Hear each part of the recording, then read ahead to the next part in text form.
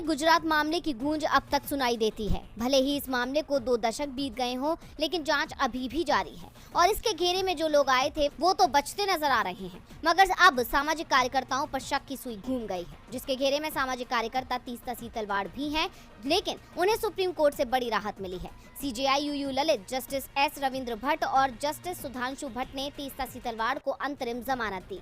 उन्हें 2002 के गुजरात मामलों में निर्दोष लोगों को फंसाने के लिए कथित रूप से दस्तावेज बनाने के आरोप में गिरफ्तार किया गया था।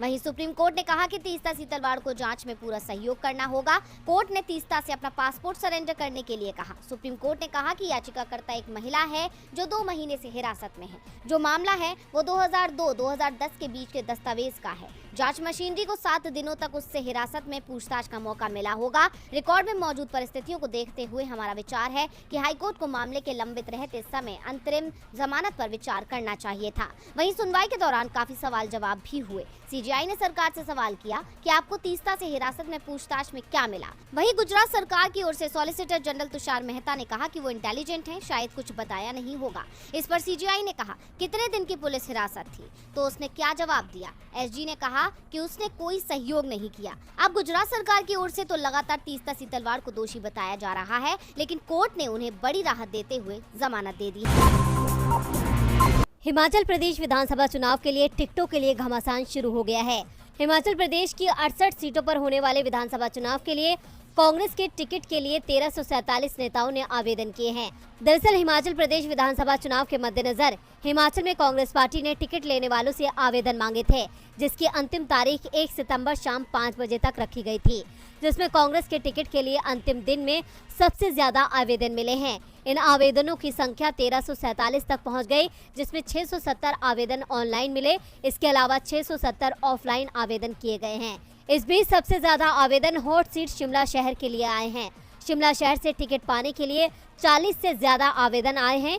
इन आवेदनों को लेकर कांग्रेस पार्टी के महासचिव नरेश चौहान ने जानकारी देते हुए कहा, अब इन आवेदनों की स्क्रूटनी की जा रही है कि कौन से क्षेत्र से कितने आवेदन आए हैं। इसके बारे में देर शाम तक या सुबह तक पूरी जानकारी मिल जाएगी। हिमाचल प्रदेश विधानसभा चुनाव से पहले कांग्रेस ने 1 सितंबर को प्रदेश की जनता के लिए 10 गारंटी वाला मिनी चुनावी घोषणा पत्र जारी किया था।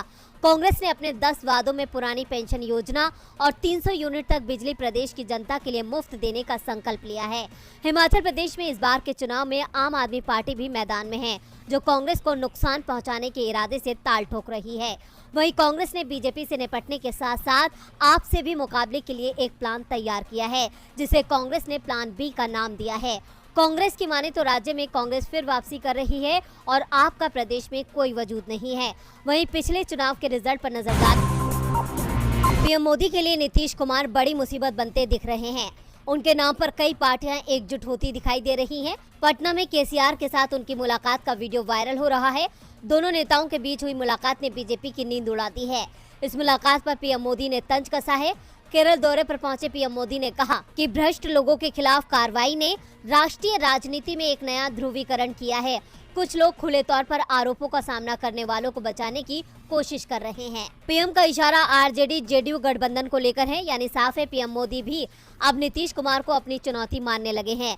पीएम के इस बयान पर पलटवार करते हुए नीतीश कुमार ने कहा, वो क्या बोलते हैं मैं इस पर ध्यान नहीं देता हूँ, बस एक बात जान लीजिए कि भ्रष्टाचारियों को कोई नहीं बचा रहा। क्या कोई भ्रष्टाचारी को बचाएगा?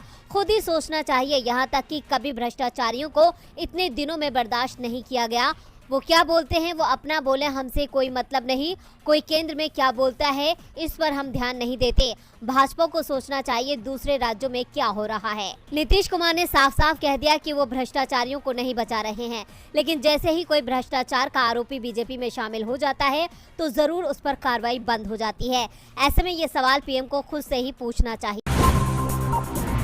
कांग्रेस से अलग होने के बाद गुलाम नबी आजाद कांग्रेस पर लगातार हमलावर हैं और उनके निशाने पर सबसे ज्यादा राहुल गांधी है। जम्मू कश्मीर को लेकर भी आजाद ने यह दावा किया था कि घाटी में कांग्रेस खत्म हो चुकी है। अब कांग्रेस नेता जयराम रमेश ने गुलाम नबी आजाद पर निशाना साधा है। उन्होंने जम्मू कश्मीर कांग्रेस का एक वीडियो शेयर कर कहा कि दिल्ली के बंगलों में बैठे लोगों से कांग्रेस की जमीनी हकीकत बिल्कुल अलग है। उन्होंने कहा कि जमीनी हकीकत नई दिल्ली में बैठे लोग जो फैला रहे हैं उससे अलग है। जयराम रमेश ने ट्विटर पर जम्मू कश्मीर कांग्रेस के एक वीडियो को टैग करते हुए लिखा, ये जमीनी हकीकत है। ये मोदी सरकार द्वारा दिए गए बड़े बड़े लॉन वाले बंगले में बैठे लोगों द्वारा बनाई गई वास्तविकता से अलग है। लोग फर्जी खबरें फैला रहे हैं। दरअसल इस वीडियो में कांग्रेस के नेता ये कहते नजर आ रहे हैं कि भलेसा उपमंडल के सभी प्रखंडों के कांग्रेस कार्यकर्ताओं ने 1 सितंबर को गंगडो के पार्टी कार्यालय में बैठक की। बैठक 50 साल से ज्यादा समय से हो रही है। भलेसा गुलाम नबी आज़ाद का गृह गांव है। उन्होंने आगे कहा कि वो पहले भी कांग्रेस के साथ थे और आगे भी कांग्रेस के साथ ही रहेंगे। गुलाम नबी आज़ाद के इस्तीफे से जम्मू कश्मीर कांग्रेस से एक के बाद एक कई नेता इस्तीफा दे रहे हैं। लगभग 36 से 37 नेताओं ने उनके समर्थन में पार्टी छोड़ दी है। जयराम रमेश ने वीडियो शेयर कर ये साफ किया कि इस तरह की बैठक महीने के पहले दिन 50 से अधिक सालों से हो रही है और आज़ाद के इस्तीफे के बाद भी इसमें किसी तरह का कोई बदलाव नहीं हुआ है। आपको बता दें, बीते मंगलवार को गुलाम नबी आज़ाद ने G23 ग्रुप के नेताओं के साथ मुलाकात की थी। इस मुलाकात के कई मायने निकाले जा रहे हैं। इसे लेकर भी कांग्रेस नेता जयराम रमेश ने बड़ा बयान दिया था। उन्होंने कहा था कि G23 ग्रुप कभी अस्तित्व में था ही नहीं और इस मिथक को गढ़ने के लिए मीडिया दोषी है। महाराष्ट्र में अब नई सरकार है जो भारतीय जनता पार्टी और एकनाथ शिंदे की मिलीजुली सरकार है। सत्ता सुख पाने के लिए ये दोनों साथ तो आ गए, लेकिन अब कब तक साथ रहेंगे ये बड़ा सवाल है, क्योंकि नई सरकार ने जब से सत्ता संभाली है तभी से बीजेपी और शिंदे गुट के बीच मनमुटाव की खबरें आ रही हैं। दोनों के बीच तल्खियां देखने को मिल रही हैं, कभी मंत्री पद को लेकर तो कभी विभागों को लेकर तो कभी विभागों के आवंटित बजट को लेकर। बीजेपी और शिंदे गुट में नाराजगी देखने को मिल रही है। इतना ही नहीं, शिंदे गुट का आरोप है कि बीजेपी सिर्फ अपना ही फायदा कर रही है और एकनाथ शिंदे को सिर्फ सीएम पद देकर बाकी सभी जगह पर खुद कब्जा कर लिया है। यानी नई सरकार में सिर्फ बीजेपी का वर्चस्व है, जिसके बाद से दोनों के अलग होने की अटकलें भी लगने लगी हैं। अब इन्हीं अटकलों के बीच ऐसी तस्वीर सामने आई है जिसने इन संभावनाओं को और ज्यादा बल दे दिया। दरअसल मुख्यमंत्री एकनाथ शिंदे गणेश चतुर्थी के मौके पर शिवसेना प्रमुख उद्धव ठाकरे के निजी सचिव मिलिंद नार्वेकर के आवास पर पहुंचे। हालांकि उनका कहना है कि वो भगवान गणेश की पूजा करने के लिए नार्वेकर के आवास पर गए थे, लेकिन मुख्यमंत्री के नार्वेकर के घर जाने के कई मायने निकाले जा रहे हैं, क्योंकि नार्वेकर उद्धव ठाकरे का करीबी माना जाता है। दरअसल इस मुलाकात ने हलचल इसलिए मचा दी क्योंकि अब शिंदे ने बागी विधायकों के साथ मिलकर उद्धव के खिलाफ बगावती तेवर दिखाए थे। उस दौरान नार्वेकर ने शिंदे से मिलने की कोशिश की थी, लेकिन शिंदे ने मिलने का समय नहीं दिया था। ऐसे में अब बीजेपी से मनमुटाव की खबरों के बीच ये तस्वीर कई संकेत दे रही है। दावा तो यहाँ तक किया जा रहा है कि जल्द ही केंद्रीय मंत्री अमित शाह महाराष्ट्र के दौरे पर आ सकते हैं। इसे शिंदे और बीजेपी के बीच बढ़ती दूरियों को कम करने का प्रयास माना जा रहा है। हालांकि डिप्टी सीएम फडणवीस का कहना है कि अमित शाह बीएमसी चुनाव के लिए प्रचार करने आ रहे हैं। वहीं जानकारों का कहना है कि महाराष्ट्र में कुछ बड़ा होने वाला है। बढ़ती जनसंख्या को लेकर दायर याचिका की सुनवाई करते हुए आज सुप्रीम कोर्ट ने केंद्र सरकार को नोटिस जारी किया है।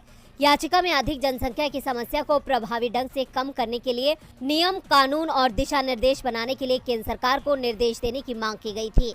इसी को लेकर अब सुप्रीम कोर्ट ने केंद्र को नोटिस भेजा है।